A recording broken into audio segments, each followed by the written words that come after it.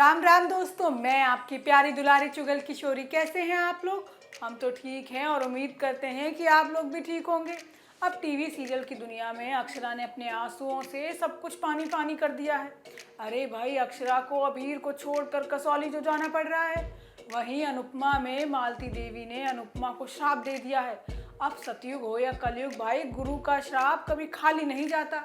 वहीं वो मैं किसी के प्यार में रीवा ईशान का दिल तोड़कर लंदन जाने वाली है। अब ये सदमा ईशान बर्दाश्त नहीं कर पाएगा।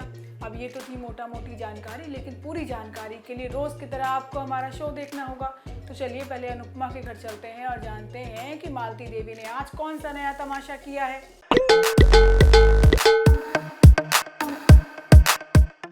वाह अनुपमा वाह, तुम्हारी ममता ने तो मुझे बर्बाद कर दिया और अब मैं तुम्हें चैन से जीने नहीं दूंगी। अरे अरे, गुस्सा मत कीजिए, क्योंकि ये हम नहीं बल्कि गुरु माँ कह रही है, जो खुलेआम अनुपमा को धमकी दे रही है। लेकिन अनुपमा तो नतमस्तक हुए खड़ी है कि भाई जो सजा देनी है सो दे लो। पहले तो गुरु माँ, लेकिन अब तो डिम्पी ने भी अनुपमा के खिलाफ मुंह खोलना शुरू कर दिया है। वो तो इंटरव्यू में कह देगी कि उसकी सास अनुपमा की ही गलती थी और उसे सजा भी मिलनी चाहिए।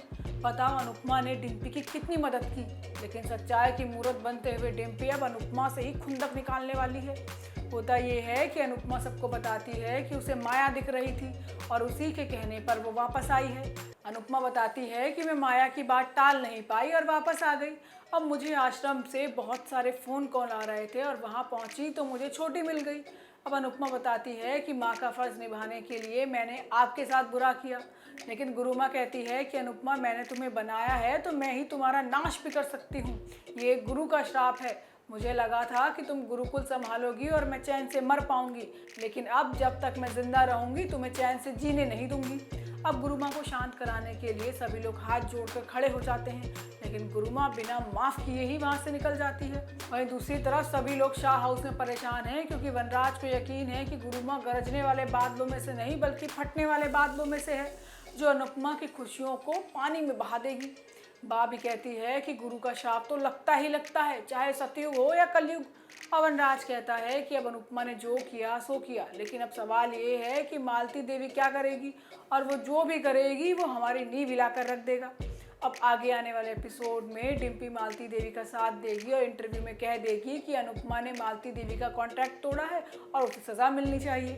वहीं ये रिश्ता क्या कहलाता है में अक्षरा को सदमा लगने वाला है और हमें नहीं लगता कि अक्षरा यह सदमा झेल पाएगी। पहले तो अक्षरा को 2 दिन अबीर के साथ बिताने के लिए मिल जाते थे, लेकिन अब तो मंजरी ने उससे वो भी छीन लिया है। कभी वो भी दिन थे जब मंजरी का पति उसे टॉर्चर करता था और अक्षरा ने उसका हौसला बढ़ाकर बोलने की ताकत दी थी, लेकिन अब अक्षरा को ही कहाँ पता था कि जिसको वो अपने पैरों पर खड़ा करने को तैयार कर रही है, कल को वो उसी पर भारी पड़ने वाली है। खैर मंजरी क्या, अभिमन्यु भी शांत होने वाला नहीं है। अब तो लग रहा है कि अबीर कभी भी अपने माता पिता से नहीं मिल पाएगा।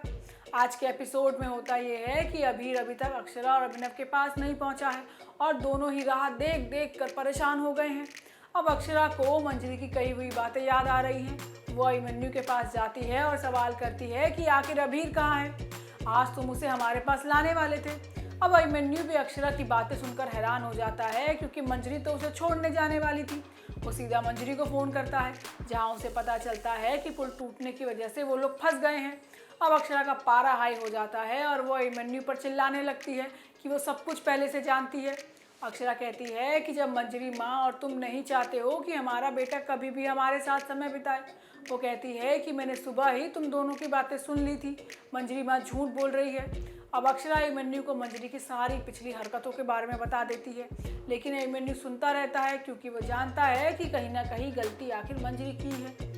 अक्षरा बताती है कि अबीर तो तुम्हारे पास आना भी नहीं चाहता था, लेकिन हमने अबीर को यकीन दिलाया कि हमें उसकी परवाह नहीं है, तब जाकर तो वो तुम्हारे पास आने के लिए राज़ी हुआ है। इसके बाद अभिमन्यु अक्षरा को सुनाने लगता है। वो कहता है कि मंजरी माँ ने अपना बेटा खोया, तुम्हारी वजह से एक पोता खोया और दूसरे को तुम लेकर भाग गई। हालांकि अभिनव आकर अक्षरा का सपोर्ट करता है और मामले को शांत करता है। अब आगे आने वाले एपिसोड में मंजरी कोर्ट के ऑर्डर के बल पर अबीर से छुट्टियों में मिलने वाली परमिशन को भी रद्द करा देगी। अब इस फैसले से अक्षरा टूट जाएगी और वापस कसौली जाने के बारे में सोचेगी। वहीं गुम है किसी के प्यार में रीवा और ईशान के प्यार में अंधी बहरी लंगड़ी सब हो गई है। अरे भाई, हम इसलिए ऐसा कह रहे हैं क्योंकि रीवा की माँ उसे प्यार से डांट से समझा रही है, लेकिन रीवा ने तो ठान लिया है कि वो ईशान को छोड़कर नहीं जाने वाली। अब रीवा की माँ कहती है कि 2 दिन के प्यार के लिए बचपन के सपने को कुर्बान कर दोगी। क्या ईशान को तुम पर भरोसा नहीं है? लेकिन फिलहाल रीवा किसी भी बात को समझने की हालत में नहीं है, क्योंकि भाई सावन के अंधे को तो हरा ही हरा दिखता है और अब रीवा को सिर्फ ईशान ही नजर आ रहा है। अब रीवा की माँ ने भी ठान लिया है कि वो अपनी बेटी को लंदन भेज कर रहेगी, इसलिए वो अपनी तबीयत खराब कर लेती है और रीवा को समझाती है। वहीं दूसरी तरफ सभी शादी से पहले एक पूजा में बैठी है, जिसमें उसे भगवान शंकर और पार्वती का आशीर्वाद लेना है। अब मौका पाते ही ईशा मैडम सभी के पास पहुंच जाती है और उसके होने वाले पति की सारी पोल पट्टी खोल देती है। वो सबूत के साथ बताती है कि लड़का समृद्ध तो नशे का शिकार है और लड़कियों से बदसलूकी करने के मामले में उसके थाने में शिकायत भी दर्ज है। अब ये सुनकर सभी परेशान हो जाती है। अब आगे आने वाले एपिसोड में सभी की बातों पर कोई विश्वास नहीं करेगा और भवानी ज़बरदस्ती सभी की शादी कराने की कोशिश करेगी। अब ये तो हम सभी जानते हैं कि सभी अपनी शादी से भागने वाली है, लेकिन देखना होगा कि उसे भोसले इंस्टीट्यूट में एडमिशन कैसे मिलता है। तो दोस्तों, ये तो थी आज के तीनों सीरियल की पूरी जानकारी। आपको हमारा शो कैसा लगा हमें लाइक कमेंट करके ज़रूर बताइएगा, और अगर आपने हमारे चैनल को सब्सक्राइब नहीं किया है ना, तो वो भी कर लीजिएगा। आपसे फिर कल मिलने आएंगे नई नई जानकारी लेकर। राम राम।